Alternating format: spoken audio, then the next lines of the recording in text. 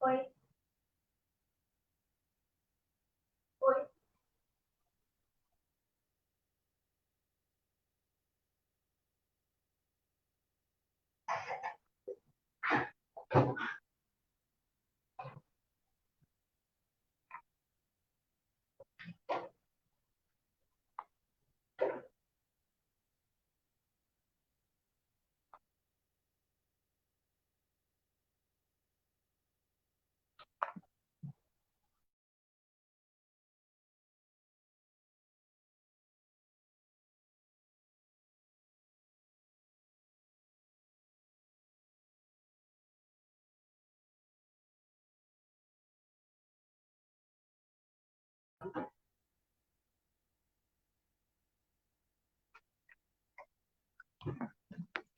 Olá, boa noite a todos, boa noite a todas, a todos.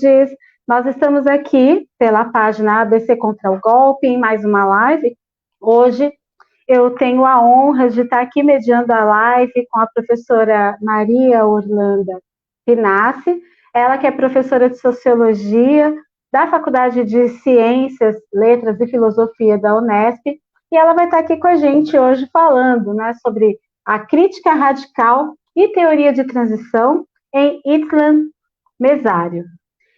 Boa noite, professora. Boa noite. Tudo bem, professora? Eu estou com algum probleminha aqui de conexão e eu não estou conseguindo nos ver, mas ao que tudo indica, estamos ao vivo. Sim, está tudo acho que em ordem. Está tudo certinho, né? Então, nós combinamos que a professora teria um tempo de até 1 hora, né, para expor, e aí depois a gente abre para mais 1 hora de perguntas e respostas, pode ser? Claro, claro. Tá. Então, tá bom, professora, o tempo é seu. Bom, tá, obrigada, hein? Bom, em primeiro lugar, eu queria muito agradecer, tá, o convite, sobretudo na pessoa do Carlos, que é sempre uma pessoa muito gentil comigo, né? E foi muito... A gente demorou um pouco para acertar uma data, mas, enfim, é uma honra estar aqui, poder expor as ideias desse autor, que eu tenho uma estima muito grande, né? Uma admiração também, e uma obra monumental que eu vim estudando já há muitos anos. E eu fico muito feliz que, nessa altura da nossa história, nesse momento tão crítico que a gente está vivendo, o Mesários tem surtido muito interesse, né, das pessoas para tentar entender um pouco essa crise que a gente vive, né? Então, e é mais interessante ainda, né, uma parte da obra dele, que até pouco tempo atrás, poucas pessoas chegaram a estudar mais profundamente, que é essa questão por exemplo, da União Soviética, que é um pouco que eu vou tratar aqui hoje. Isso também tem trazido, vamos dizer, um grande interesse das pessoas entenderem, até porque eu penso que esse interesse vem da necessidade da gente repensar a transição, né? Uma questão que parece que foi abandonada durante muito tempo. Parece que as organizações, né, as esquerdas, sobretudo, elas preferiram, de alguma forma, se acomodar à luta de menor resistência e abandonaram a luta pelo socialismo. Então, me parece que hoje essa questão é crucial. Sobretudo porque vivemos uma crise estrutural, conforme Mesários diz, uma crise estrutural do sistema sociometabólico do capital, e essa crise, ela ela é irreversível, não há possibilidade da gente retornar a uma situação minimamente favorável se o mundo se mantiver sob controle do sistema. Então, eu só queria complementar um pouco a apresentação que a Drica fez de mim. Na verdade, eu sou professora aposentada da Unesp e sou também professora colaboradora da Escola Nacional Florestan Fernandes, né? Então, talvez aí eu tenha mais atividade nesse momento do que na academia, na universidade. Bom, então é isso, eu acho que a gente está em busca de saídas, né? Em busca de alternativas para sairmos desse caos que nós estamos vivendo, né? Mas, através da análise do Mesaros, a crítica tem que ser radical e as saídas também. A saída tem que ser radical. Bom, para a gente começar nosso papo aqui, é importante a gente lembrar que a obra mais importante do Mesaros no Brasil, ele tem sido muito publicado, ele foi muito publicado em vida, né? Mas, assim, a obra mais importante de todas é, sem dúvida alguma, O Para Além do Capital, que foi publicado aqui no Brasil em 2002. A versão original, que foi escrita em inglês, ela foi publicada na Inglaterra em 1996. Eu vou retomar algumas coisas, imagino que vocês devam saber, mas eu imagino que muita gente não saiba, né? Então, em 96.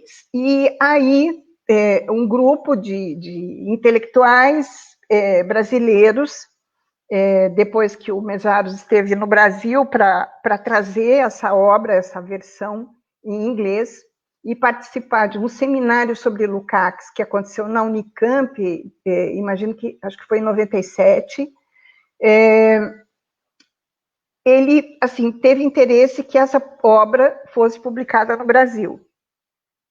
Ela já estava em processo de publicação na Venezuela, e um grupo de intelectuais, de pessoas próximas a Mesaros, tomaram isso como uma tarefa importante para tocar dali em diante, né? Que era traduzir e publicar, e desde o primeiro momento a Ivana Jenkins, da Boitempo, entrou nessa também, enfim, né? E aí começou a coisa que, vamos dizer, foi em 97 que surgiu a ideia e tal, e tudo ficou pronto mesmo em 2002. Quando ele veio ao Brasil fazer uma série de lançamentos e tal. Bom, até ali ninguém conhecia absolutamente nada de Mesaros, né? Sabiam, assim, de uma forma bastante superficial, que Mesaros tinha sido aluno de Lukács, que Mesaros era um discípulo de Lukács, e que, vamos dizer, e tinha feito uma crítica a Lukács, né, que até entre lucachianos ele não era, assim, vamos dizer, tinha algumas restrições a ele, justamente porque ele fez uma crítica ao estudo dele, História e Consciência de Classe. Bom, mas eu vou retomar essa questão, tá? Porque ela é importante nisso tudo que eu vou falar hoje. Bom, enfim, a partir dali, a Boitempo foi publicando uma série de livros que já tinham sido publicados pela editora Ensaio, né, de São Paulo, que era ligada ao grupo do filósofo José Chazin, e muitas coisas já tinham sido publicadas, mas nunca havia acontecido vamos dizer, uma divulgação tão grande e uma aceitação também tão grande das ideias da obra do Mesaros, né? E prova disso é que cada vez que ele vinha para lançar alguma obra dele, algum trabalho, as palestras dele costumavam ter, assim, milhares de pessoas, né? E eu não estou falando, não estou exagerando, né? Quem o viu passar por aqui, nas palestras da USP, né, da Unicamp, também em outros estados do Brasil, no Rio Grande do Sul, em Goiânia, sempre foi, assim, uma procura enorme, né, para ouvir aquela pessoa tão amável e tão incrivelmente, vamos dizer, erudita em todos os sentidos, né? Então, bom, eu participei dessa empreitada de publicar a obra no Brasil, eu fiz a revisão técnica da primeira edição. Confesso que, assim, eu li mais, né, no intuito de fazer essa revisão, revisão não ortográfica, mas uma revisão técnica das ideias dele, e, assim, não tive, num primeiro momento, uma ideia do todo da obra, né? Fui, assim, pegando aos poucos, um pedaço aqui, um pedaço ali e tal. Então, só depois é que realmente eu fui me debruçar sobre a obra dele e me deparei com uma coisa, assim, monumental, um universo, né, de críticas, um universo de ideias muito originais, né? Então foi um prazer imenso trabalhar com tudo aquilo, né? Ainda que esse prazer de vez em quando tenha sido muito doloroso também, porque não foi brincadeira levantar, deixar de pé os textos do Mesaros, né? Porque quem leu sabe como ele é difícil, como ele é, assim, em determinados momentos até prolixo, né? Então, porque ele fala uma coisa, depois, um certo tempo, ele repete aquela mesma ideia, então ele quer que deixe muito claro aquilo que ele está querendo passar para o leitor, né? Então, beleza, mas só que é um sofrimento trabalhar com o texto dele. Bom, enfim, quando a primeira vez que eu fui passando por todo o trabalho dele e tal, eu cheguei ao fim, eu senti falta de um que fazer, porque a crítica que ele faz é tão radical a tudo, né? Ele faz a crítica do capital, do sistema sociometabólico do capital, ele faz a crítica de todas as teorias, né, que sustentaram, teorias orgânicas, né, que sustentaram esse sistema, o Hayek, as teorias liberais, as teorias neoliberais, as teorias social-democratas, o keynesianismo, enfim, ele passou por toda vamos dizer, as ideologias orgânicas do sistema do século XX, início do século XX. Praticamente século XX, né? Depois os textos mais... os últimos textos dele é que entram mesmo no século XXI. Enfim, ele também entra na crítica às teorias marxistas, né, do século XX, ele vai fundo na crítica à experiência soviética e outras experiências do socialismo. Ele usa socialismo realmente existente, mas recentemente eu li um trabalho do Aldo Casas, um intelectual argentino que acaba de publicar um trabalho muito interessante sobre a Revolução Russa e os processos, né, que decorrem da Revolução, e o Aldo usa uma expressão que eu gosto muito, que é o socialismo realmente inexistente, né?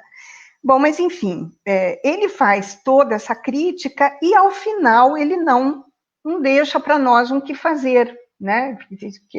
É como se ele jogasse uma batata quente na mão da gente e a gente não sabe o que faz com tudo isso, né? Mas, enfim, eu comecei a tentar entender por que ele não tinha deixado esse que fazer para nós, que remete ao que fazer do Lenin, e que, no meu entendimento, o Lenin, quando escreveu o que fazer, ele tinha um caminho indicado na frente, havia todo um clima revolucionário na Rússia naquele momento, né? Quando o Mésaros escreve aquilo, ele tem um interesse em, vamos dizer, fazer um inventário do sistema sociometabólico do capital, fazendo uma crítica radical sobre esse processo a partir do conceito que ele faz de crise estrutural do sistema.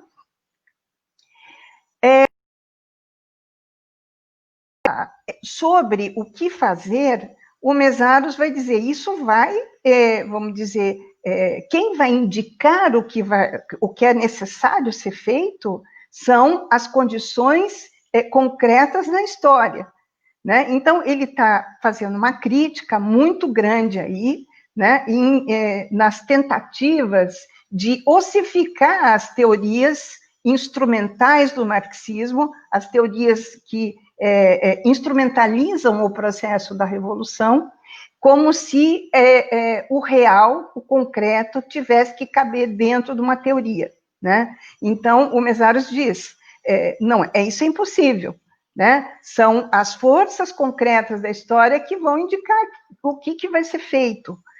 Mas, enfim, e uma coisa é fato, né? Se eu tivesse lido Um Que Fazer em 2002, esse que fazer estaria bastante defasado em relação ao que fazer hoje em 2020.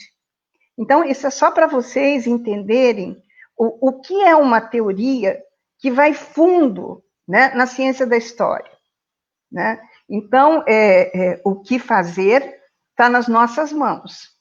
O que fazer está nas mãos do movimento, na dinâmica concreta da história, no movimento dialético da história. Bom, a outra questão que é importante a gente entender nisso tudo é o seguinte: o livro Para Além do Capital tem como subtítulo o seguinte, que pouca gente leva em consideração: Rumo a uma teoria da transição. Olha, isso é muito importante, né? Muito importante, porque é o seguinte, essa teoria da transição, ele não acabou com ela, ele não deu um fim, ele não pôs um ponto final na história, quando ele termina o livro dele. Ele põe um ponto final até aquele momento que ele escreveu aquilo, tá certo? Todo aquele inventário sobre o sistema. Agora, essa história, ela continuou caminhando, e nós estamos nesse imbróglio que nós vivemos hoje, e essa teoria da transição, ela tem que ser repensada o tempo inteiro, né? Ela foi pensada pelo Marx, na teoria da Revolução em Marx, né? Ela foi pensada por Lenin, por Rosa, por Trotsky, por Lukács, por Gramsci, né? Foi pensada por vários pensadores do século XX, marxistas, né? E foi pensada pelo Mésaros. Então, Mésaros, diante, né, desses autores que eu citei, os marxistas, ele tem, vamos dizer, talvez, um privilégio, né, e também, vamos dizer, o desgosto de ter passado por um século demolidor, né? O século XX foi demolidor. O século XX demoliu muitas certezas também que a gente tinha, né? Então, é sobre isso que Mésaros está fazendo, é isso que ele está fazendo, ele está atualizando a crítica a partir de Marx, sobretudo, né? Marx, que é o grande, vamos dizer, o inspirador da obra do Mésaros, e Mésaros, ele tem a preocupação de atualizar os nexos categoriais do Marx. O Marx, ele, vamos dizer, ele é vamos dizer, resultado, né? Como um homem histórico, ele é resultado do século XIX, mas ele trouxe vamos dizer, categorias fundamentais para a gente pensar o sistema sociometabólico do capital, mas não da forma e com o cenário histórico que ele pensava. Nós temos esse cabedal de ideias muito importantes que ele nos deu, mas nós temos que pensar isso à luz do nosso próprio tempo. Então, é isso que Mésaros está falando para nós, né? Ele não está reinventando a roda, ele não está querendo, não, eu estou reinventando Marx, porque eu vejo muitos autores e autoras, né, que fazer a crítica a Marx porque ele não falou tal coisa, né? Cara, pô, ele não tinha que falar de tudo, entende? Não tinha que falar de tudo, né? E depois, olha, o que nós temos que fazer é subir aos ombros dos nossos mestres com todo respeito, porque se eu não gosto de alguém, não vou ler aquele cara, ele não vai ser a minha referência. Mas se eu me coloco como, vamos dizer, seguidora das ideias daquela pessoa, daquele autor fenomenal que foi Marx, e aí eu falo assim, não, mas ele errou aqui, ele errou ali e tal, e eu vou reinventar a roda. Bom, aí eu acho que né? Eu acho que é uma pretensão e não entendeu nada do que significa, vamos dizer, a realização de uma obra a partir de um ponto de vista histórico e dialético, né?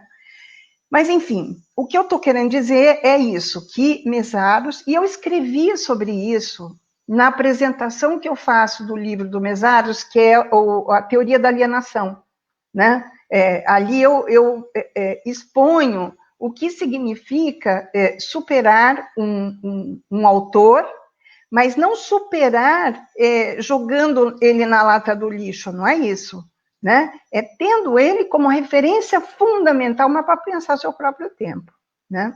Bom, enfim, então a teoria da transição é o grande, vamos dizer, pano de fundo e elemento fundamental para a gente pensar toda a teoria do Mésaros, tá certo? Então, até por isso que a gente não pode pôr um ponto final e dizer, Mésaros falou tudo. Não falou tudo, não. Sobre o passado, ele falou, tá? Ele teve essa preocupação em fazer, vamos dizer, um testamento do passado, né? Mas do futuro, com certeza, não fez, né? Bom, então é o seguinte,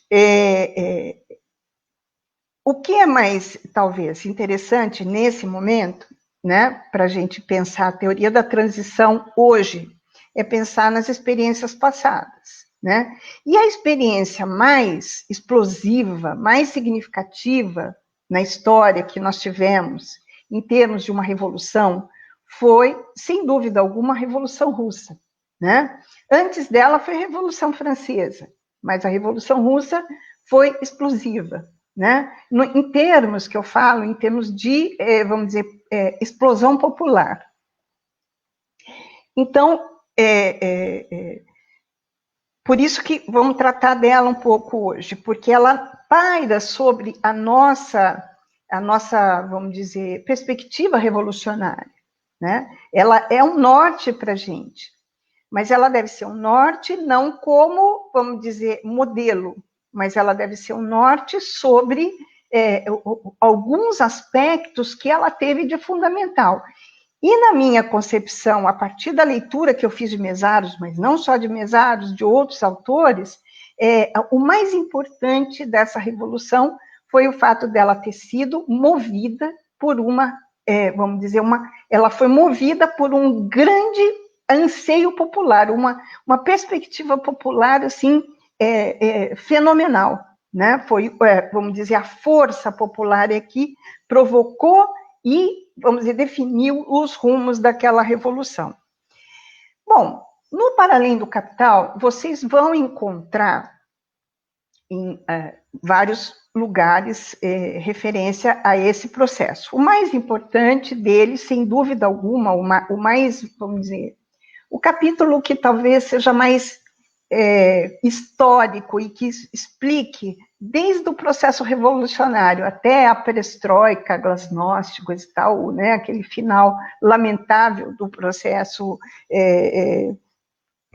do socialismo realmente inexistente, é o capítulo 17, onde Mesaros, o título do capítulo é Formas Mutantes de Controle do Capital, onde ele vai fazer, então, ali um inventário, né, dos 70 anos da experiência soviética.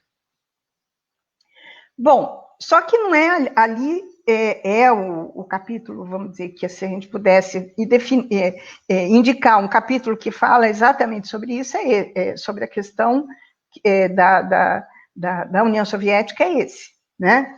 Mas tem outras partes que são igualmente importantes e que talvez sejam até mais perspicazes no sentido de trazer ideias para a gente de por que aquele processo não deu certo, né? A parte 2, chamada Legado Histórico da Crítica Socialista, né? O desafio das mediações materiais e institucionais na esfera da influência da Revolução Russa, isso daí vai pegar dos capítulos 6º ao 10º, tá? São 5 capítulos em que nós vamos, assim,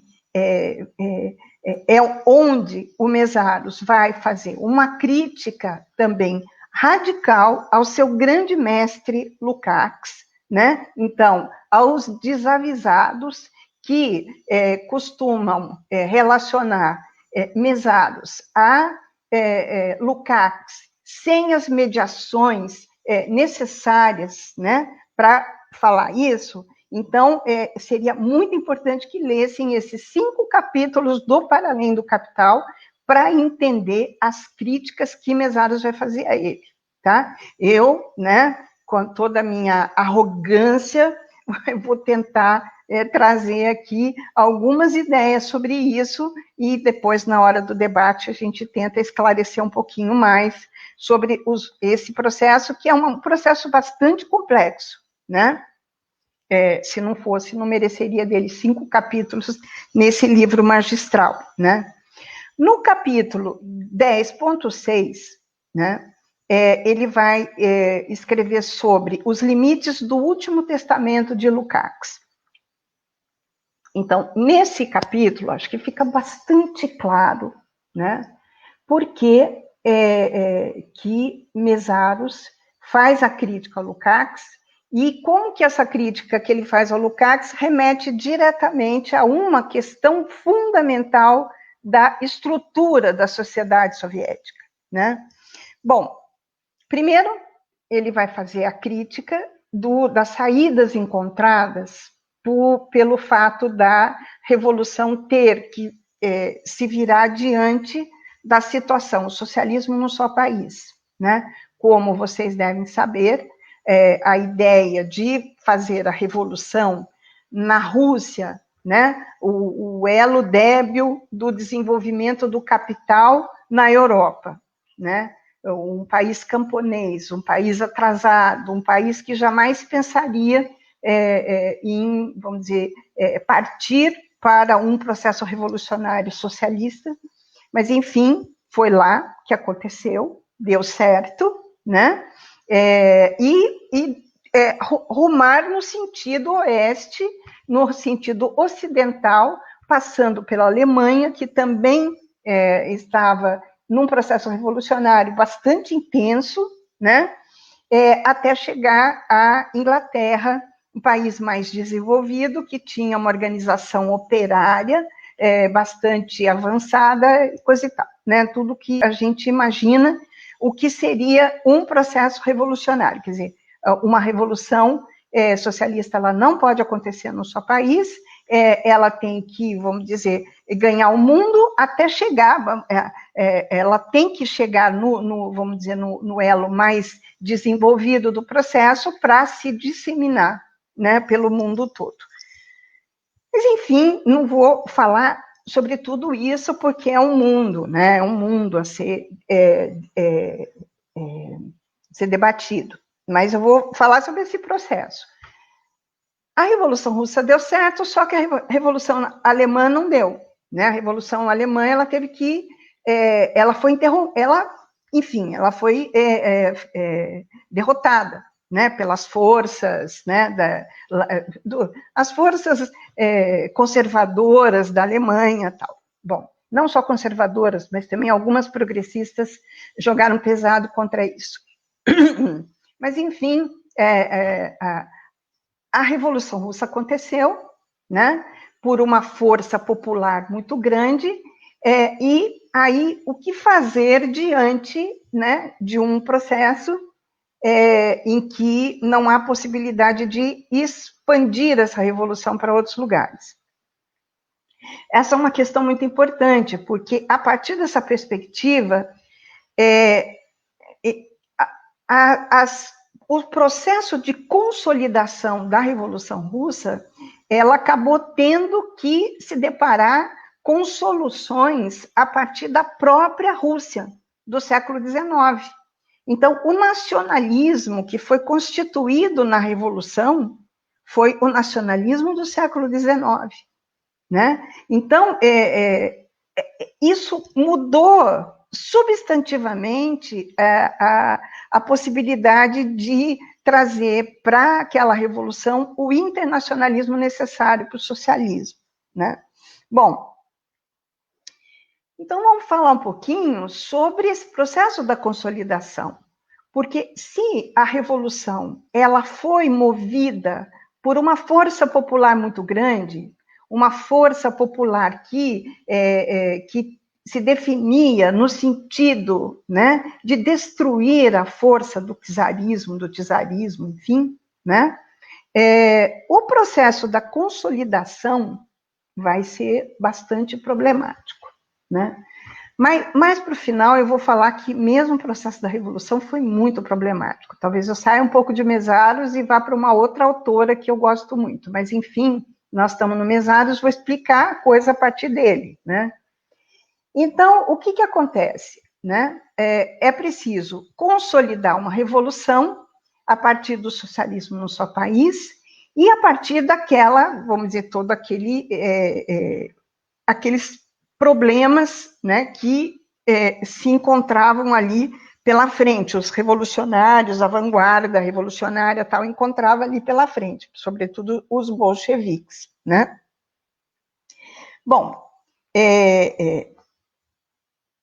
o que nós vamos ver ali é que jamais passou pela cabeça de qualquer um dos revolucionários, a princípio, né, a necessidade do que o Mesaro chama de fenecimento do Estado. Tá? Ninguém pensou ali em acabar com o Estado, né? O que vai acontecer desde o primeiro momento é um fortalecimento do Estado, né? Um fortalecimento. Então, o que vai acontecer? O que o Mesaros faz ao fazer essa crítica é puxar uma análise que o Marx faz. Essa análise está num livrinho dele, que saiu pela Expressão Popular, né, com um encarte, que se chama Glosas Críticas Marginais contra o rei da Prússia, enfim, de um prussiano. É mais do que isso que eu falei, mas, enfim, vocês devem saber, depois eu posso passar também a referência. Olha, é uma pérola esse livro, uma pérola de crítica à política, né? E nesse trabalho, depois essa mesma crítica vai aparecer quando o Marx faz a crítica ao Proudhon na Miséria da Filosofia. Então, nessa linha de crítica que o Marx faz, ele vai dizer o seguinte: há revoluções políticas com alma social e há revoluções sociais com alma política, né? Isso é muito importante a gente saber a diferença. Revoluções políticas com alma social, revoluções sociais com alma política. O que significa isso? Uma revolução social com alma política foi o que aconteceu na União Soviética, né? Então, uma revolução social, vamos dizer, movida por o ódio popular sobre a necessidade que o povo tinha de destruir todos e tudo aquilo que tinha sido, vamos dizer, os seus grandes algozes durante séculos, né? Então, eles queriam destruir aquilo. E aí, o que acontece? O processo da consolidação dessa revolução, que foi social e foi popular, ela vai se tornar o quê? Uma revolução política, tá? Por quê? Porque ela vai ser conduzida pelo Estado. O Estado se fortalece e o Estado vai o quê? Ele vai conduzir o processo da consolidação. É o Estado que vai organizar a sociedade a partir de um grupo, de uma burocracia que vai se encastelar no poder e vai ser assim durante 70 anos, tá? Bom, Marx vai dizer, uma verdadeira e necessária revolução tem que ser uma revolução política, sim, popular, porque a política é o, vamos dizer, um instrumento da luta de classes. Então, se a gente está exercendo nosso poder dentro desse processo da luta de classes, então a revolução é política. Por quê? Porque vai ser uma classe contra a outra. É a política, vamos dizer, de dominação da burguesia contra a política, né, de contra-dominação das classes trabalhadoras, dos trabalhadores e trabalhadoras. Bom, então, essa revolução é política popular com alma social, tá? Por quê? Porque se ela tiver alma social, ela vai pressupor o fenecimento do Estado, né? Ela vai pressupor a tomada, né, do poder econômico, do poder político, né? E construindo vamos dizer, toda a necessidade aí de destruição do Estado, porque vai haver o fim da luta de classes, tá? Não vão existir mais as classes, portanto, não tem mais luta de classe, portanto, não tem mais política. É uma questão, vamos dizer, bastante polêmica, mas isso tudo está no Mesaros, está no Marx, né? Bom, enfim, essa é uma questão muito importante para ser discutida. Então, nesse capítulo em que Mesaros faz a crítica do Lukács, ele vai trazer uma questão que me parece muito importante, né? Porque, assim, quem estuda Mesaros há muito tempo tem, assim, um pé no lucacianismo, que é o meu caso, né? Eu estudei Lukács antes de entrar, aliás, foi através do grupo a qual eu pertencia, né? Estudando Lukács, é que eu fui apresentada ao Mesaros, à obra do Mesaros, certo? Isso. Bom, e quem tem, vamos dizer, conhecimento um pouco desse processo, quando lê Lukács, há uma tendência, né, nos lukácianos, né, em fazer uma polarização entre o Lukács da História e Consciência de Classe e o Lukács da Ontologia do Ser Social. Segundo o Mesaros, isso é uma falsa, vamos dizer, é uma falsa polêmica, é uma falsa polarização. Por quê? As análises que ele vai fazer, né, de toda a obra, e ele é um conhecedor profundo da obra do Lukács, ele vai dizer que os mesmos problemas que ele encontra na História e Consciência de Classe, que é uma obra dele de juventude, obra do Lukács de juventude, de 1923, tá? Ele vai, os mesmos problemas, né? Os mesmos idealismos vão se repetir na ontologia do ser social. Só para ter uma ideia, tá? Em ambos as obras, tá? Vai haver uma coincidência entre sujeito e objeto. Isso no Marx é impensável, tá? Toda a crítica que Marx faz ao Hegel é baseada exatamente nisso, tá? Para Hegel, sujeito e objeto, sujeito que é o espírito, tá? E o objeto que é o mundo concreto, real, tá? Os homens e as mulheres, tá? Coincidem. O que significa isso? Que aquilo que é o objeto, aquilo que é, vamos dizer, pretendido, o objetivo do sujeito, do espírito, vai ser concretizado pelo real, pelo concreto. Então, vai haver uma coincidência entre aquilo que o sujeito quer com aquilo que o objeto vai fazer, tá? Eu estou assassinando o Hegel, né? Mas, enfim, é só para a gente entender um pouco a lógica da coisa. O Marx vai fazer uma crítica disso, tá certo? Por quê? Porque quando ele traz, primeiro, para o Marx não tem espírito, não tem essa separação, tá? Então, o que ele vai falar, o Marx? Ele vai dizer que nós temos, vamos dizer, um impulso teleológico para fazer as coisas. Só nós temos isso. Só nós, seres humanos, né, somos capazes de projetar as coisas que nós queremos na nossa cabeça, tá? Então, isso é um impulso teleológico. Só que aquilo que esse impulso, aquilo que é o por teleológico, né, a concretização das coisas, elas não acontecem exatamente como estavam na minha cabeça a princípio. Ou seja, assim, nunca vai acontecer uma coincidência entre sujeito e objeto.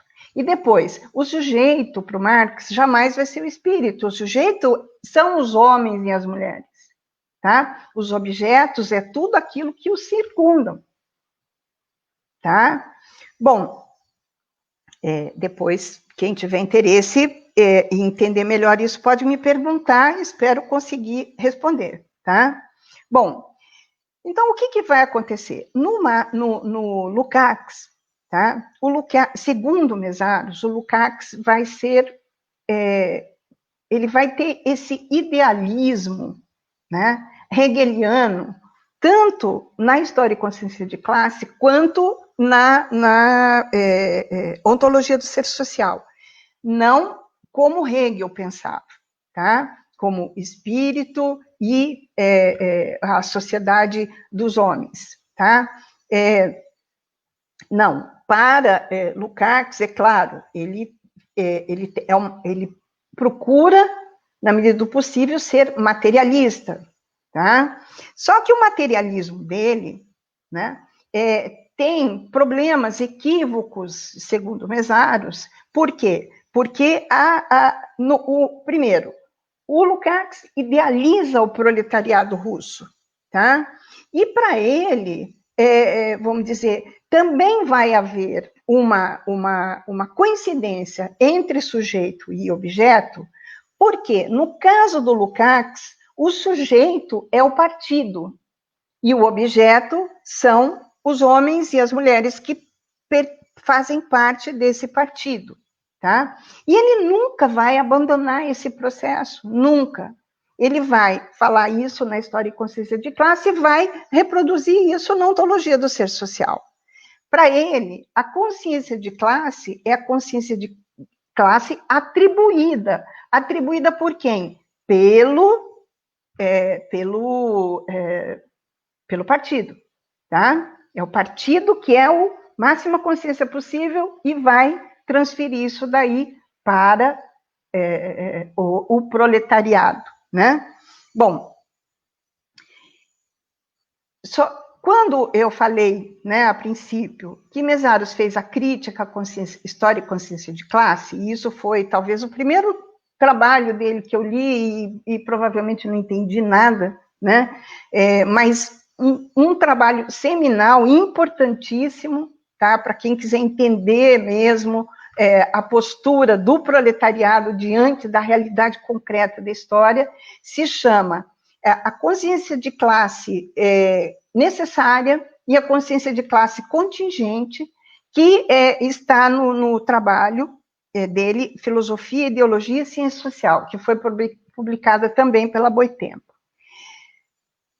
Ele vai fazer a crítica, Mesaros vai fazer a crítica justamente a essa consciência de classe atribuída, né? Porque, vamos dizer, o Lukács, ele vai trazer para a realidade concreta, tá, aquele idealismo hegeliano, só que a consciência de classe do partido, no caso soviético, a consciência de classe do Estado, a consciência atribuída pelo Estado para a sociedade civil.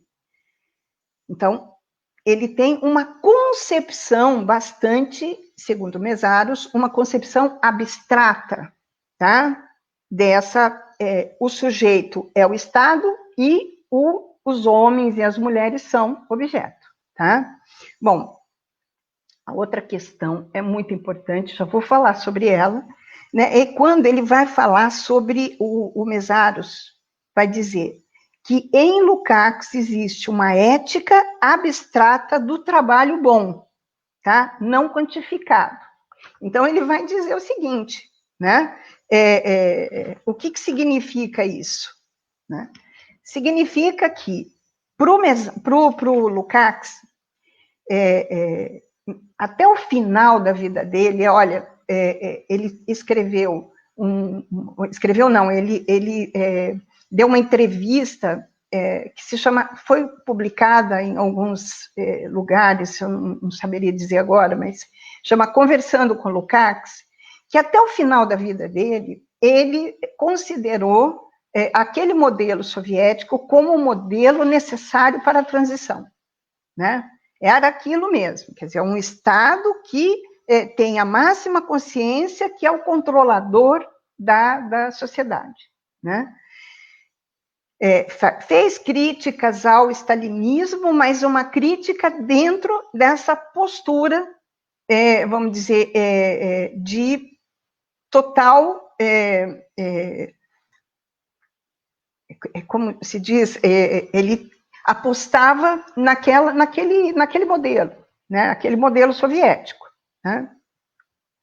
Bom, uma questão muito importante nisso, né, que o Mesaros traz para nós, é o seguinte: como que uma pessoa, um teórico do gabarito do Lukács, né, que escreveu a ontologia do ser social, onde tem um capítulo enorme sobre o trabalho, outro enorme sobre reprodução, né, não fez a crítica em nenhum momento sequer sobre a manutenção dentro da União Soviética do trabalho alienado, né?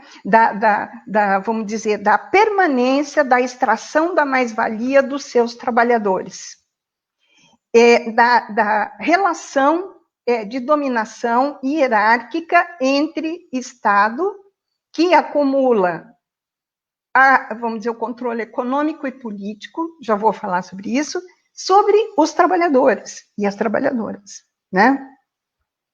Então, isso é uma questão, vamos dizer, visceral, que me parece que fala muito sobre o fracasso da União Soviética, tá? Então, assim, talvez para deixar um pouco mais claro, não sei se tem alguém controlando meu tempo, mas eu achei que eu não ia conseguir chegar numa hora, mas acho que eu vou passar um pouquinho. Mas, enfim, eu vou falar rapidamente para a gente entender melhor, né? Falar de alguns conceitos que estão em Mesaros para a gente entender, vamos dizer, o nexo dessa crítica, tá? Bom, Em primeiro lugar,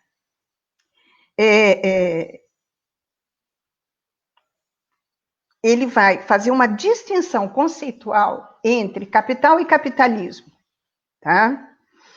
Capital, para ele, é o sistema sociometabólico que se inicia, né, com o processo da colonização e o processo dos cercamentos.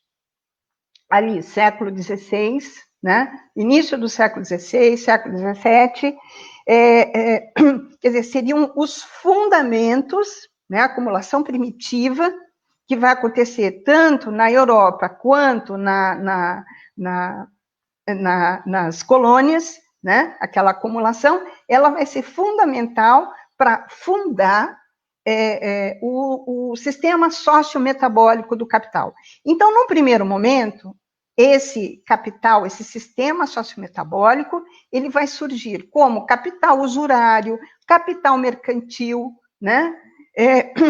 Então, ele não vai surgir, vamos dizer, na sua plenitude, ele vai surgir como, vamos dizer, um processo aqui, um processo ali, né? Mas, enfim, esse é o sistema sociometabólico do capital em processualidade, em desenvolvimento. Assume a sua forma específica como capitalismo no século XIX, final do século XVIII, início do século XIX, com a Revolução Francesa, tá? Com, vamos dizer, o poder econômico e político nas mãos da burguesia, da classe vitoriosa no processo revolucionário burguês, né? Então, ali se fundam os processos necessários à hegemonia do capital, do capitalismo, da burguesia. Tá? Então, você tem toda a formação da institucionalidade necessária ao desenvolvimento pleno do capital. Tá? Então, Mesaros vai falar que no início do século XIX, você tem um processo de ascensão do capitalismo, processo de ascensão do sistema sociometabólico do capital. Ou seja, para ele, o capitalismo é a forma mais, vamos dizer, perfeita de existência do sistema sociometabólico do capital até hoje. Tá? Com todas as suas mudanças internas, em todas as suas transformações, isso tudo vai sediar o processo de desenvolvimento do sistema sociometabólico do capital na sua forma perfeita do capitalismo, tá certo? Só para a gente entender, o Marx escreveu o Capital, não escreveu o capitalismo. Por quê? O capitalismo ele está circunscrito a uma forma histórica de existência do capital. O capital já existiu muito tempo antes, tá? Do século XVI, século XVII. Tá? Ele existiu como, vamos dizer, pagamento em dinheiro aos soldados lá no período romano, né? Já existiu como propriedade privada, e ele já existiu como, vamos dizer, trabalho escravo, trabalho servo, servidão, né? Então, as formas de capital, elas existiram de maneira bastante esparsa, em várias formas históricas, só que o que acontece? O sistema sociometabólico do capital, ele vai reunir tudo isso e vai transformar isso na centralidade do da sua forma de existir, tá? Então, o salário que existiu de forma esparsa antes vai ser o quê? Vai ser um dos fundamentos. Dinheiro, fundamento. Ninguém vive sem dinheiro nessa sociedade, enfim, né? Eu não vou dar uma aula sobre isso, mas é só para vocês entenderem que o sistema sociometabólico do capital, ele começa a funcionar e a existir quando todas essas, vamos dizer, categorias, vamos dizer, esses aspectos fundantes, né, de outras sociedades vão se reunir e formar o sistema do capital. Bom, E claro, né, a base fundamental é a dominação do capital sobre o trabalho, e isso vai acontecer na Europa, através dos cercamentos, da expulsão dos camponeses do campo para a cidade, tudo aquilo que a gente vê na acumulação primitiva, e na forma do trabalho escravo nas colônias, né? Bom, então nós temos ali, então, a forma do sistema do sociometabólico do capital na sua forma mercantil, na sua forma usurária, mercantil, na sua forma industrial, né? Na sua forma agrícola, depois a forma industrial, e aí o capitalismo fundando as instituições necessárias à plena consolidação e hegemonia dessa forma do capital, né? E de forma planetária. Bom, isso tudo eu estou explicando, gente. E tudo isso, tá? Esse sistema sociometabólico do capital, ele funciona na base de um tripé, tá? Capital, trabalho e Estado. Então, capital aqui, trabalho aqui, tá? E o Estado fazendo a mediação necessária entre capital e trabalho. Bom, maravilha, né? Então, o que está acontecendo? Para que isso tudo é importante para nós? Porque quando a gente vai lá, na análise que o Mesaros faz da União Soviética, ele vai considerar aquilo não como socialismo mesmo, aquilo como pós-capitalismo, aquilo é um pós-capitalismo. Então, por que para ele é pós-capitalismo? Primeiro, que é fundamental lembrar a conservação do trabalho alienado, tá? A conservação da relação hierárquica de dominação do capital sobre o trabalho, tá? E a outra vamos dizer, uma questão muito complicada, e é muito importante saber que aquela forma do socialismo num só país, porque é pós-capitalismo, né, não podia exercer uma exigência fundamental do sistema sociometabólico do capital, que é expansão para a acumulação, né? Expandir para acumular. Você está restrito, é um pós-capitalismo, porque mantém a relação de dominação do capital sobre o trabalho, e vamos dizer, um processo que não é capitalismo, é pós-capitalismo, mas é uma coisa, eu diria, para ser curta e grossa, meio esquizofrênica, né? Porque mantém ali aspectos fundantes da existência do trabalho sobre o Taylorismo, que foi, inclusive, vamos dizer, bastante elogiado pelo Lenin, vendo aquilo como uma saída, portanto, uma saída desenvolvimentista, que hoje, sob a ótica que nós temos sobre tudo que acontece, essas saídas desenvolvimentistas são absolutamente destrutivas, né?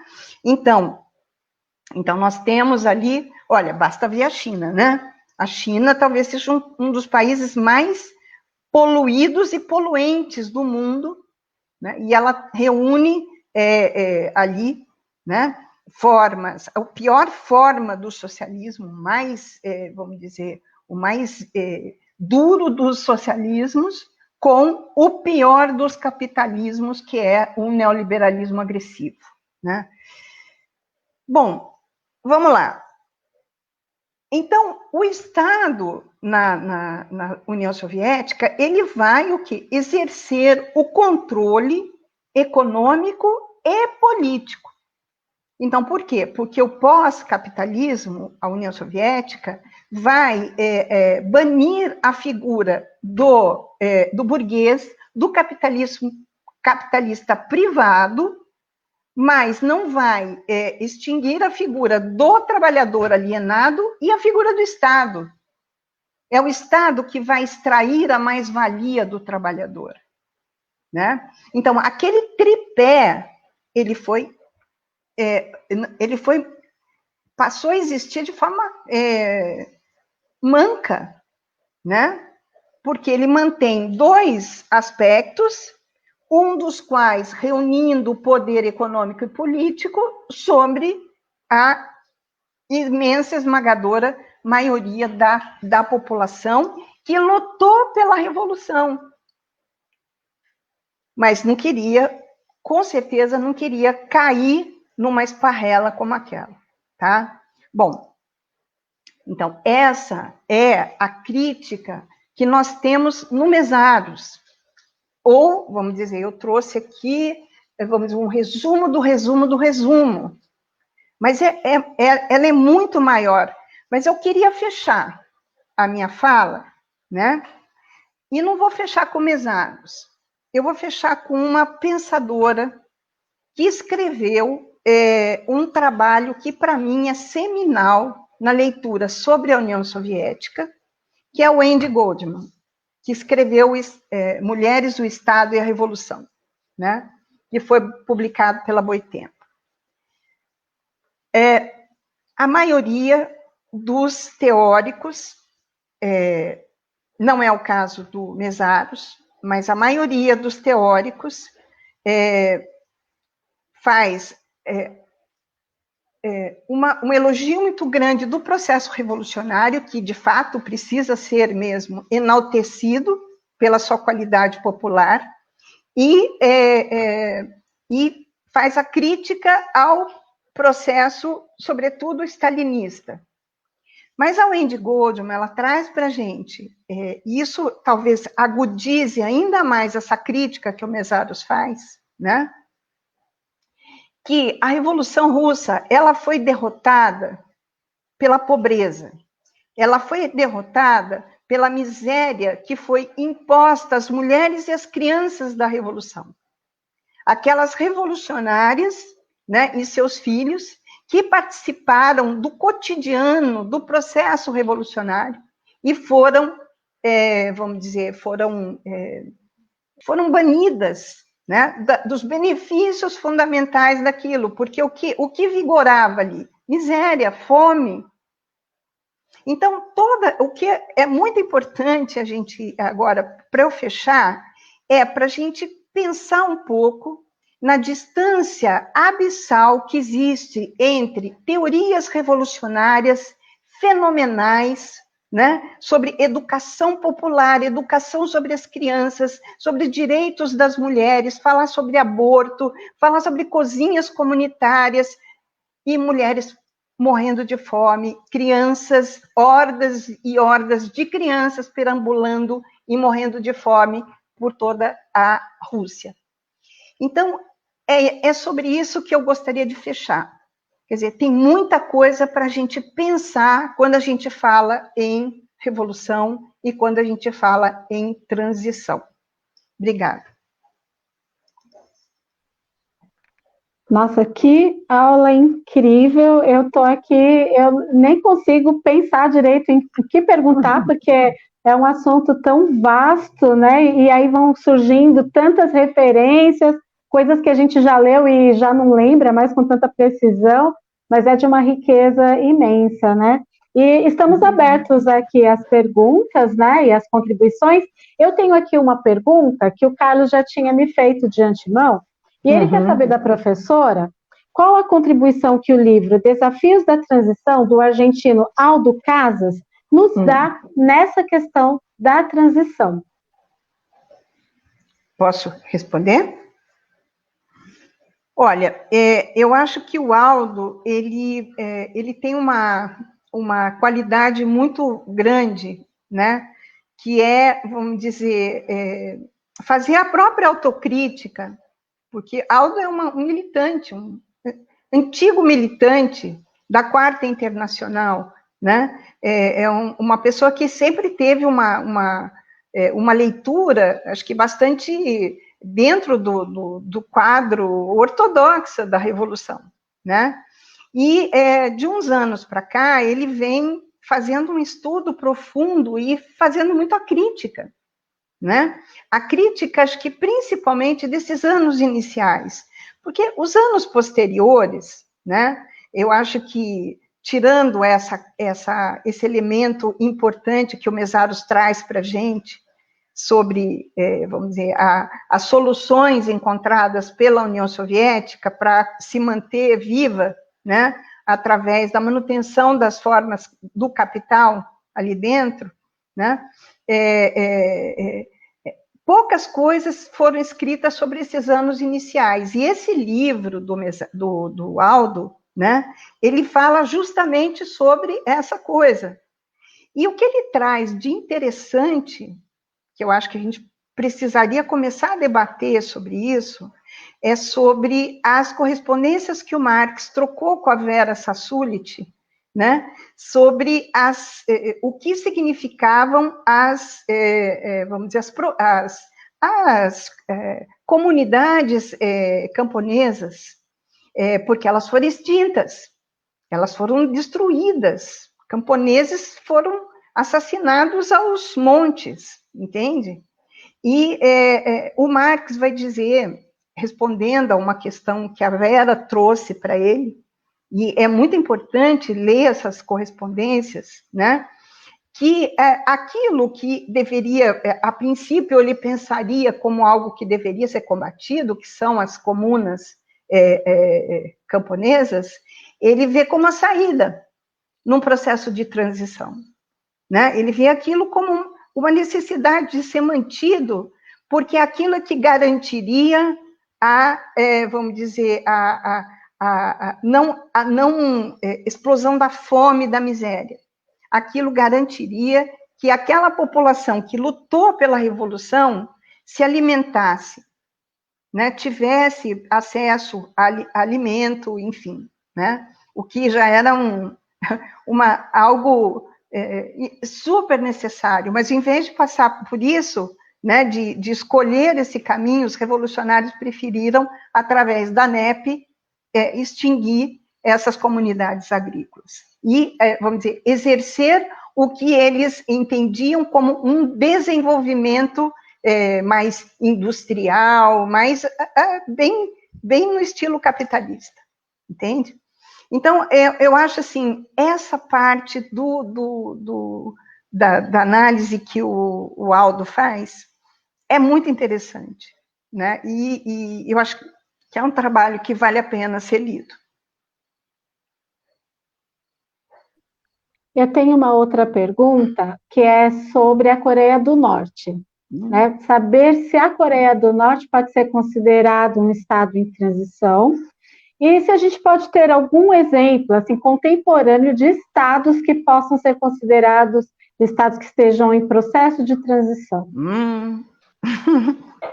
Olha, sem querer desiludir, eu não vejo nenhum estado em processo de transição, entendeu?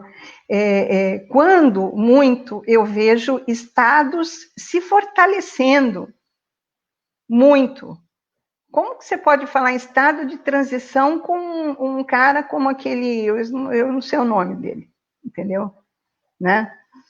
Como que pode? Você não tem como falar em estado de transição quando você tem um poder personalista ali, entende? Isso é a perpetuação do Estado, não é o seu fenecimento, entende? Então, um país, mais um país que não tem sujeito. Sujeito tal como eu vejo como leitora de Mésaros e de Marx. Ali o sujeito é o Estado. E a população que marcha, né? Que marcha nos dias de mostrar o poderio bélico daquilo são os objetos. Aqui em Jong-un. Obrigada, José.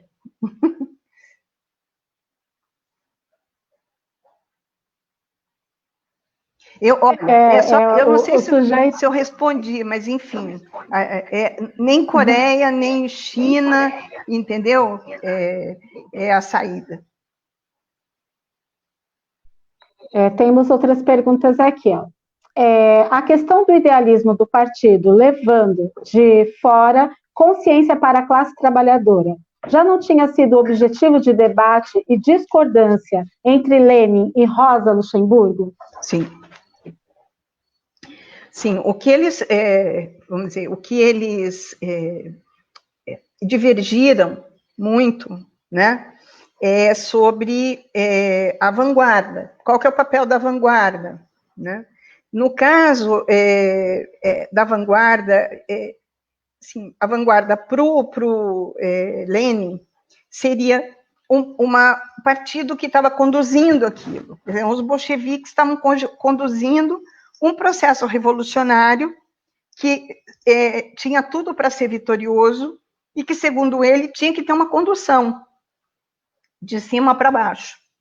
A Rosa falava que não, entende? A Rosa dizia que não, que essa vanguarda ela tinha que existir sim, mas ela só poderia existir na medida em que ela respondesse às necessidades dos revolucionários, entende? Que ela não fosse de cima para baixo, mas que ela caminhasse junto.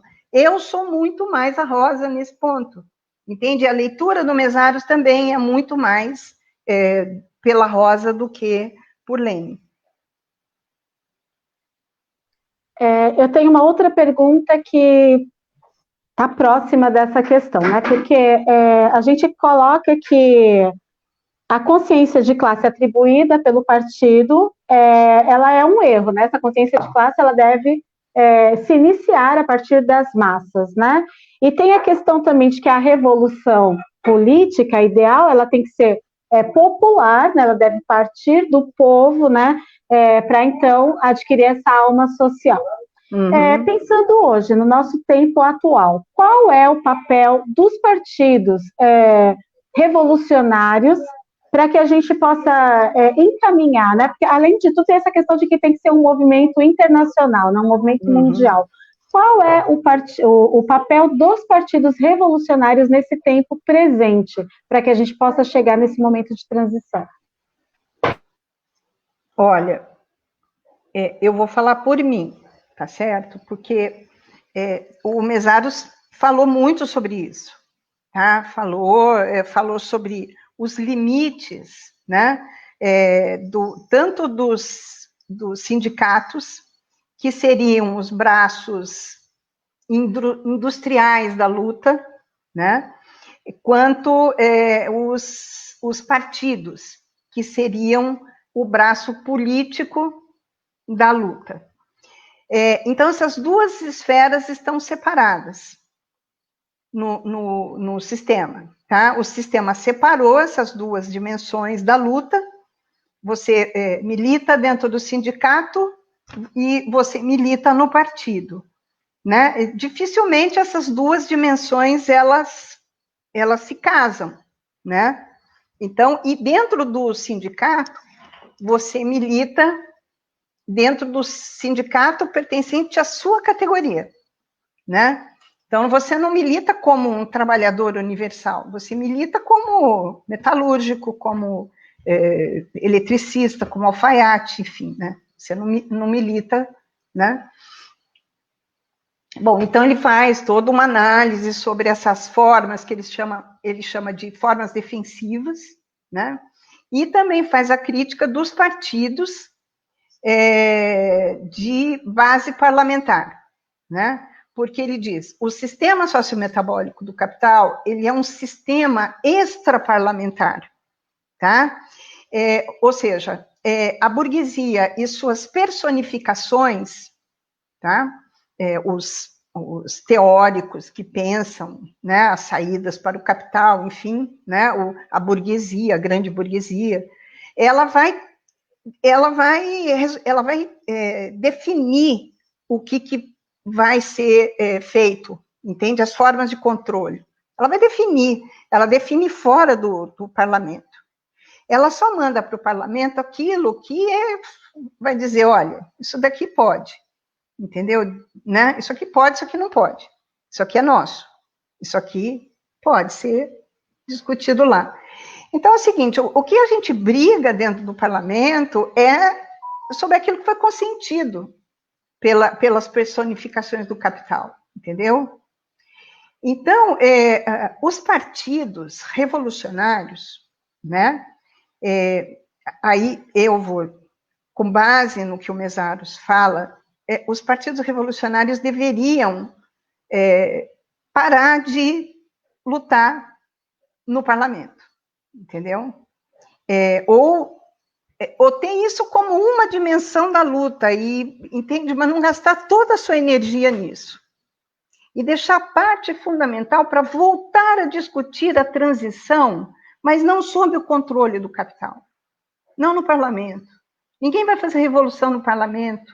E nós estamos cada vez mais, é mais urgente a necessidade de uma revolução. Tá? E não é uma revolução brasileira. É uma revolução dos trabalhadores no mundo. Porque o mundo inteiro está, assim, vamos dizer, deixando a classe trabalhadora de joelhos. E qual a nossa função? Né? Não é dar voz a eles, mas não pondo as palavras na boca da massa. Entende? Militar hoje, para mim, né, é fazer uma troca.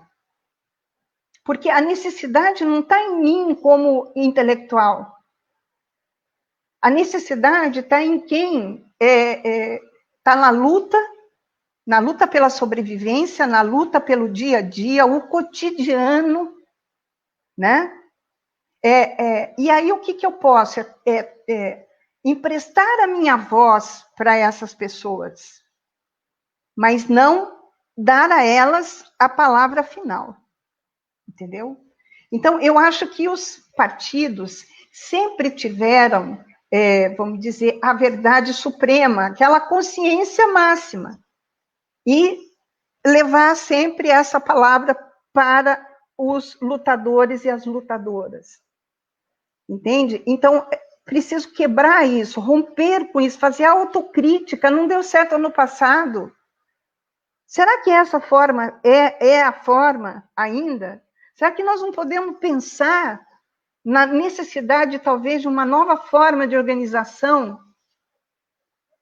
Então, é isso que eu acho que a teoria do Mesaros nos convida a pensar. A gente tem que ser criativo e não ficar só ossificando teorias passadas.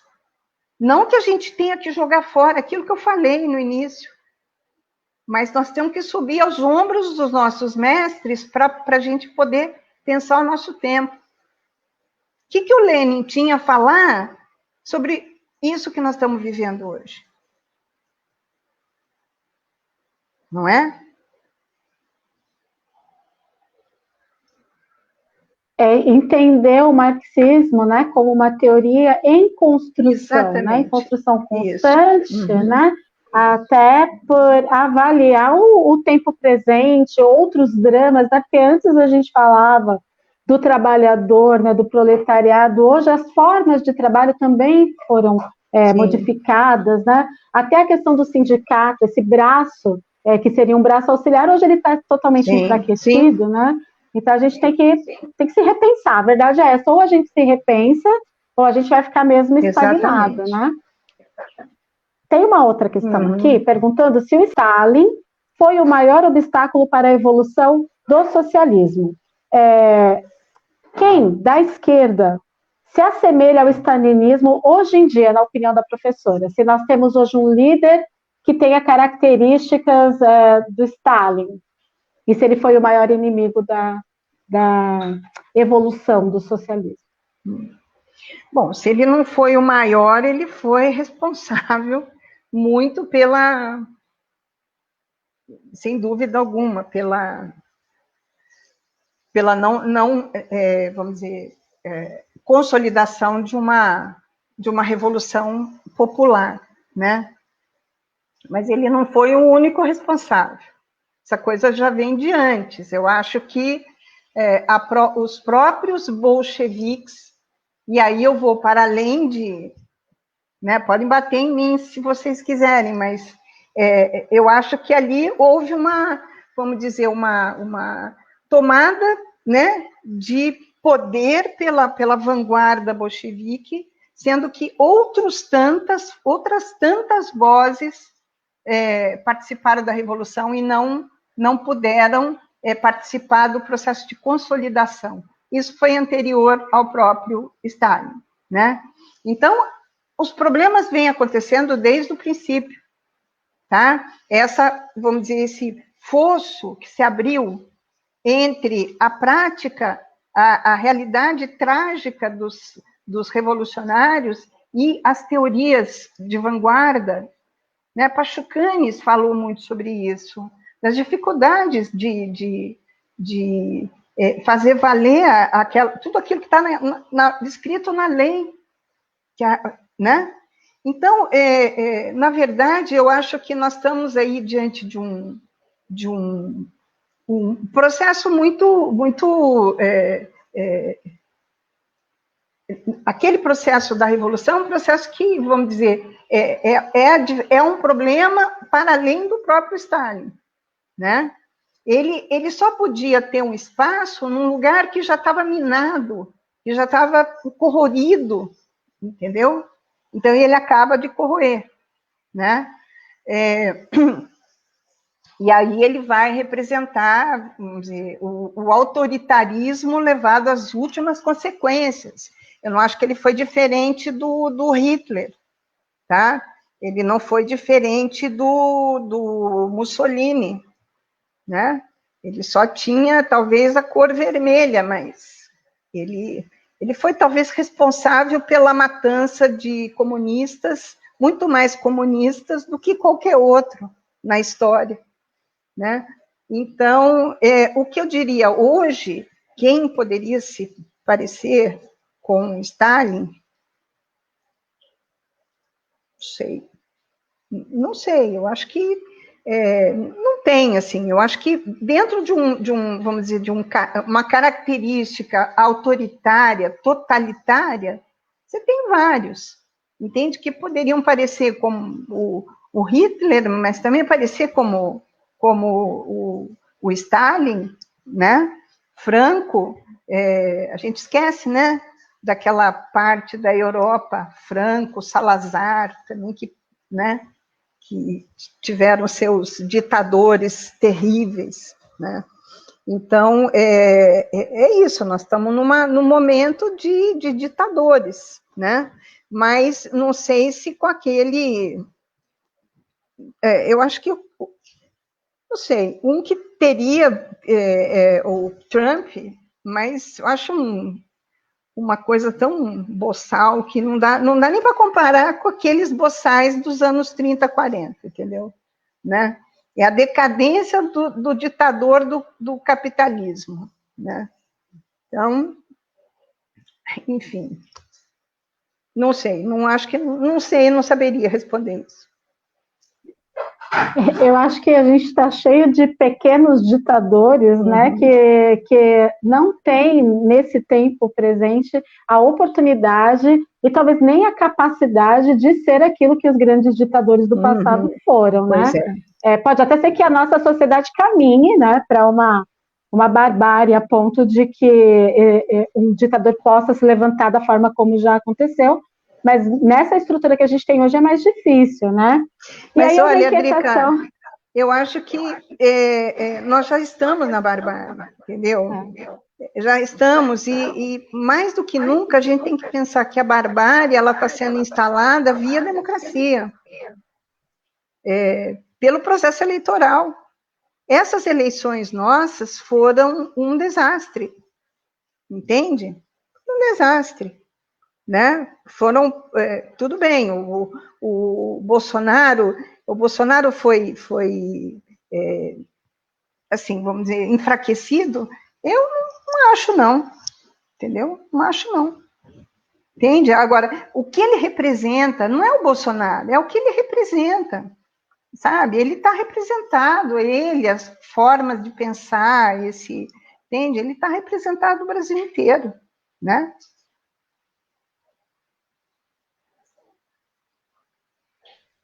Não, de fato, a gente tenta fazer análises mais otimistas, né, de que o Bolsonaro, eu até acho que talvez a figura Bolsonaro, porque é uma figura tão tosca, né, que talvez essa figura, esse presidente, não consiga se manter. Porém, aquilo que é o que ele representa continua muito forte, né? Porque eu estava conversando, não lembro agora com quem.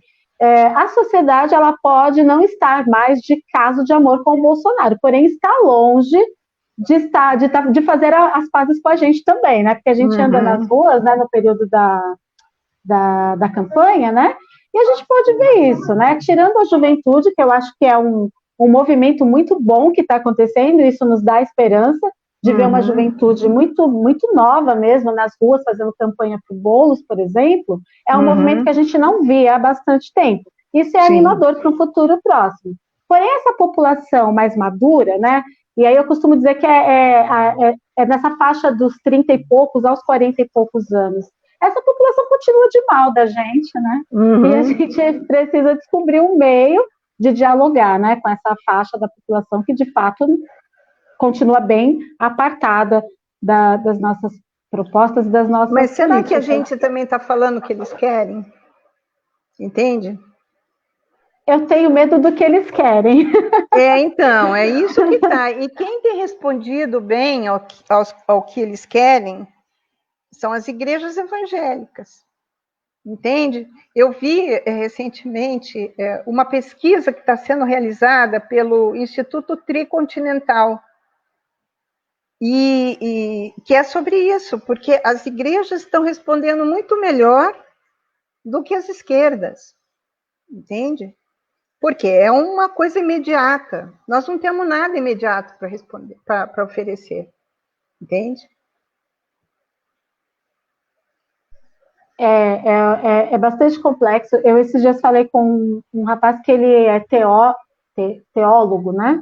E ele falou que não existe uma igreja autoritária ou uma igreja de direita. O que existe é uma igreja que reflete o perfil da personalidade que frequenta essa igreja, né? Então, assim, a igreja ela acaba cumprindo com os anseios dessa sociedade, né? Eu tenho as minhas dúvidas, porque eu vejo muitas ideias saírem do alto para baixo, né? Das lideranças convencendo a população, como a igreja da Idade Média também fez, pelo medo, no caso, quando vendia, né, a salvação pela promessa, e uma série de coisas que a sociedade, em desespero, acaba comprando a falta de horizonte, né?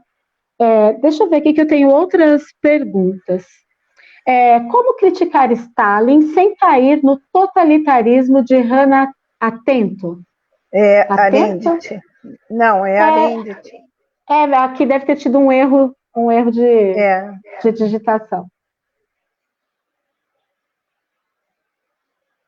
Em que sentido? Eu não... Por que eu não posso criticar sem ser a minha referência ser a Hannah Arendt? Por quê? Para o Mesaros, o sistema sociometabólico do capital ele é totalitário na sua forma de ser. Se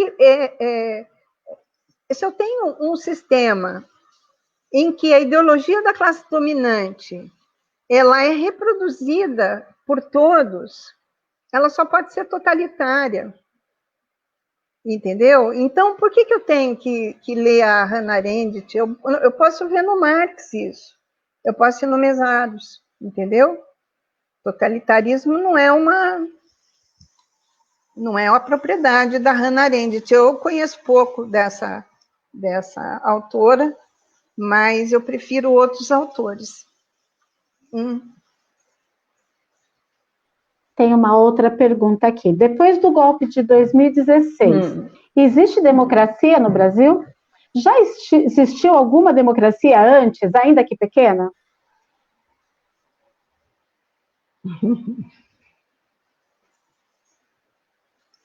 Olha, a melhor pessoa para responder isso é o Florestan Fernandes.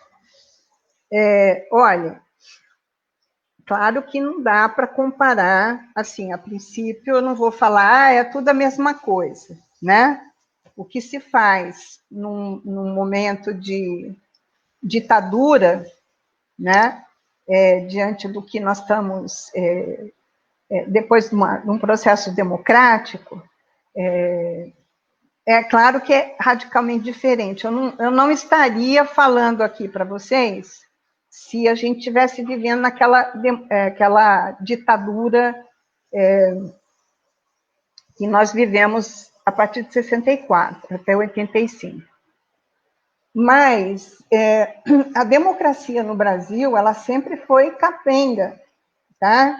Ela nunca foi uma democracia tal como foram as democracias. Isso é uma questão muito, valeria uma live só para discutir isso aí, porque a democracia, mesmo nos países avançados, ela sempre foi problemática. A democracia, não sei se vocês chegaram a ver o Roda Viva com o Mesaros, em 2002. Foi exatamente a pergunta que eu fiz para ele, entendeu? Quer dizer, a democracia no sistema sociometabólico do capital é uma quimera? Ele responde que sim. Não há democracia completa, não existe. Se existe hierarquia, se existe dominação, se existe uma desigualdade do nível absurdo que nós estamos vivendo hoje, né? Uma minoria vivendo de forma absolutamente nababesca, e uma esmagadora maioria passando fome. Que democracia que nós estamos falando, entendeu? Eu acho que democracia é uma coisa, vamos dizer, pequeno-burguesa. Acaba sendo pequeno-burguesa. Porque a população que vive à margem, nas favelas, nas periferias das cidades, entende? Pergunta o que é democracia para eles. Entende? É poder ir lá uma vez a cada 2, 3 anos, botar um votinho na coisa. Não, entende? Democracia, tal como a gente idealiza, seria a possibilidade dessas pessoas estarem se alimentando bem, vivendo bem, tendo trabalho. Eu estou falando dentro da democracia burguesa. Então, democracia é uma coisa que a gente tem que pensar não só do ponto de vista político, tem que pensar do ponto de vista econômico. Porque, em geral, a gente separa essas duas dimensões. Então, eu não penso em democracia só do ponto de vista político, eu penso também do ponto de vista econômico.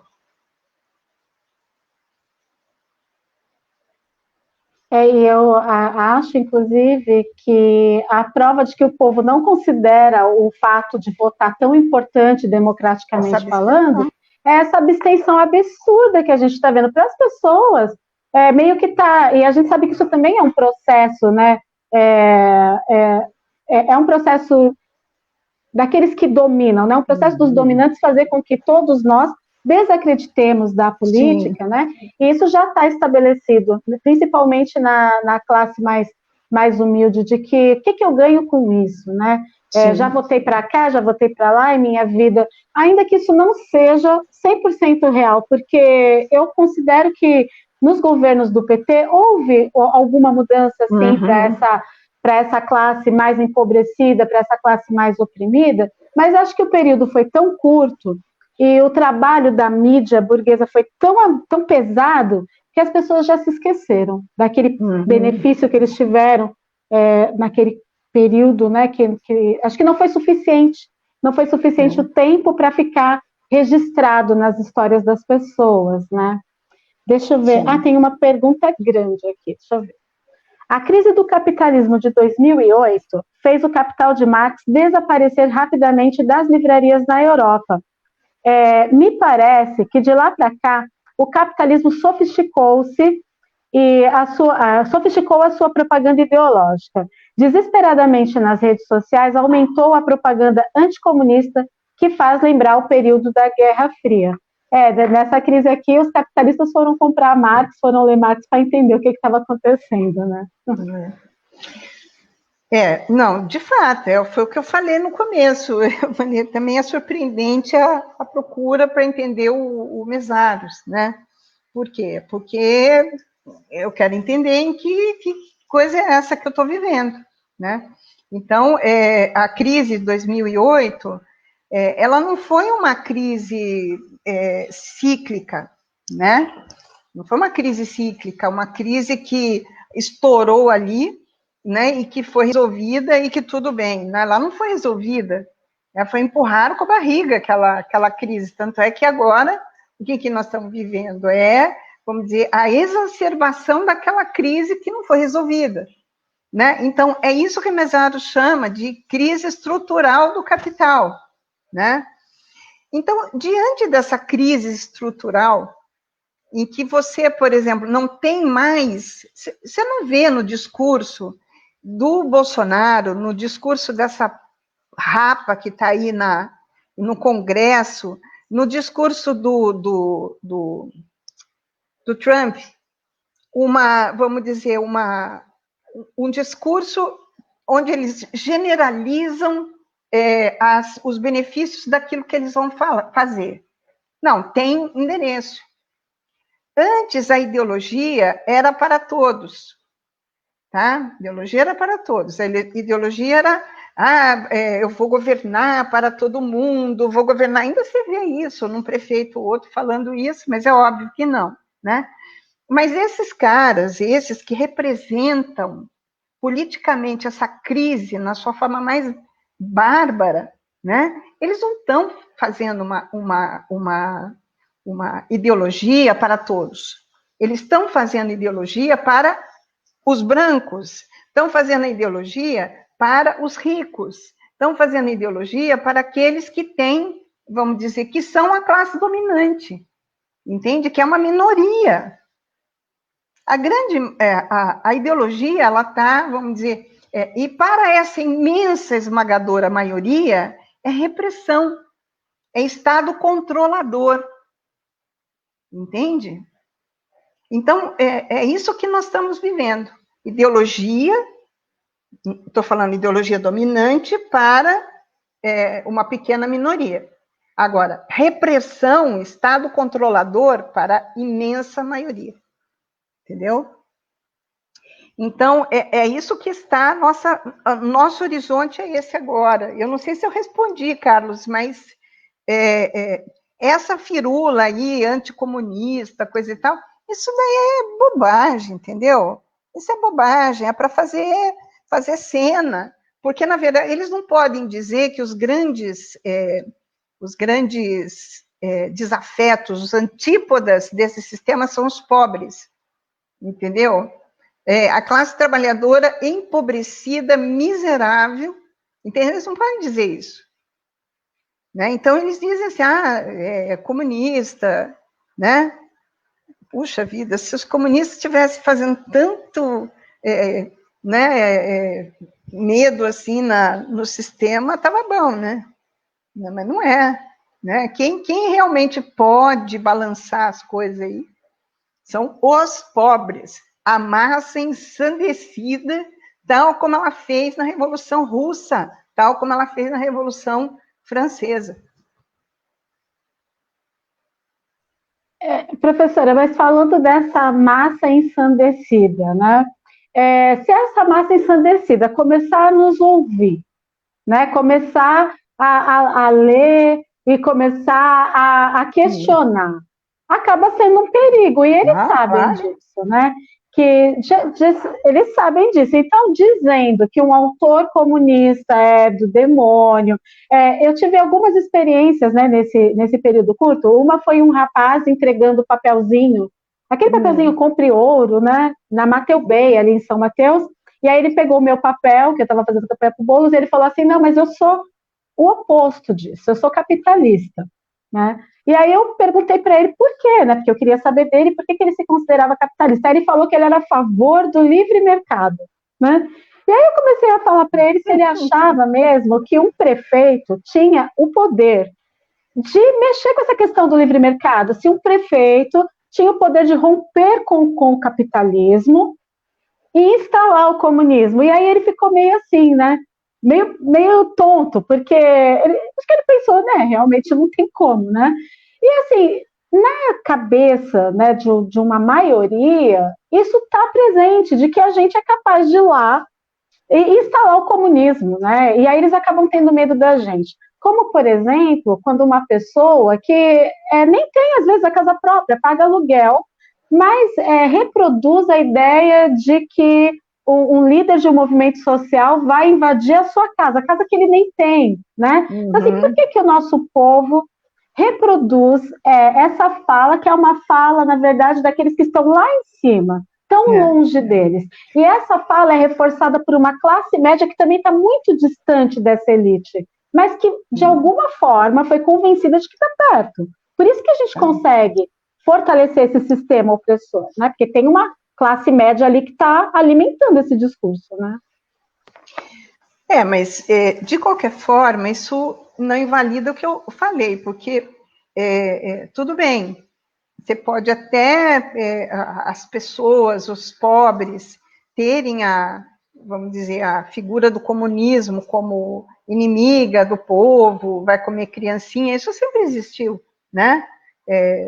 E aí, mas isso é puramente ideológico, entende? É diferente no passado, onde havia, vamos dizer, a época da nossa ditadura, aquelas organizações de esquerda que existiam naquele momento, que tinham, vamos dizer, nas guerrilhas do Araguaia, enfim, e que tinham Cuba como um modelo, entende? Havia um perigo de cubanização da América Latina, entende?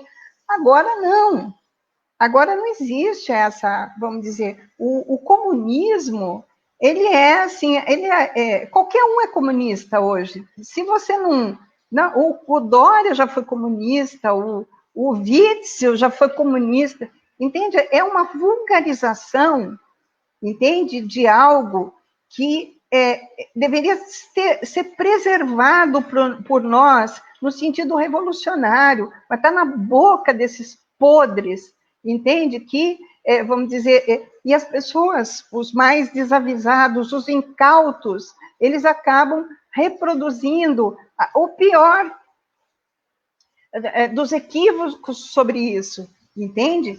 Então, é por isso que eu falo, o comunismo, nesse quadro de agora, ele é ideológico, só ideológico. É o que eu penso. É como a professora falou, quem dera a gente tivesse esse poder todo, né? Quem dera a gente tivesse colocado ideologia nas escolas, como eles dizem que a gente colocou, a gente não fez nada disso, né? E eles implantam, eles colocam como se nós tivéssemos feito tantas coisas que não passou nem passou pela nossa cabeça, né? Pois é. Enfim. Professora, eu não tenho mais perguntas aqui. Aí a gente também já está num bom tempo de live. Eu gostaria que a senhora fizesse as suas considerações finais. Para mim foi um grande prazer estar aqui, aprendi demais hoje. Que bom, eu fiquei contente também, as perguntas super legais, pertinentes, né? Faz a gente pensar, né? Espero ter trazido alguma contribuição para vocês aí, e fico à disposição, entendeu? Porque o que eu fiz hoje foi um resumo do resumo do resumo, né? Mas, assim, eu espero que vocês encarem a leitura, né? Porque vale a pena. É como atravessar um Rubicão, né? É difícil, mas vale a pena, entende? Então, é um convite, espero que essa live tenha sido um convite aí à leitura, né? E que mais outros momentos surjam para vocês discutirem entre vocês, enfim, né? Para que essas ideias disseminem. Obrigada muito. Fiquei muito feliz. Obrigada, Carlos. Obrigada a você também, Drica. Viu? Eu que agradeço. Foi uma aula incrível, uma explanação incrível, com certeza nos instigou a saber mais, né? Não somente sobre o Mesaros, mas saber também sobre Revolução Russa, sobre Stalin e sobre tantas outras coisas que foram ditas aqui. E é bem isso mesmo, a gente vai ouvindo, vai sendo instigado e vai adquirindo novos conhecimentos. E para mim foi um grande prazer poder mediar essa live. Eu quero convidar aqueles que nos assistiram para curtir a nossa página, né, nos seguir lá no Facebook, e sempre, toda semana, a gente tem aí lives bastante proveitosas, então, estamos aí, até a próxima, e muito obrigada, professora. Tá, obrigada a vocês.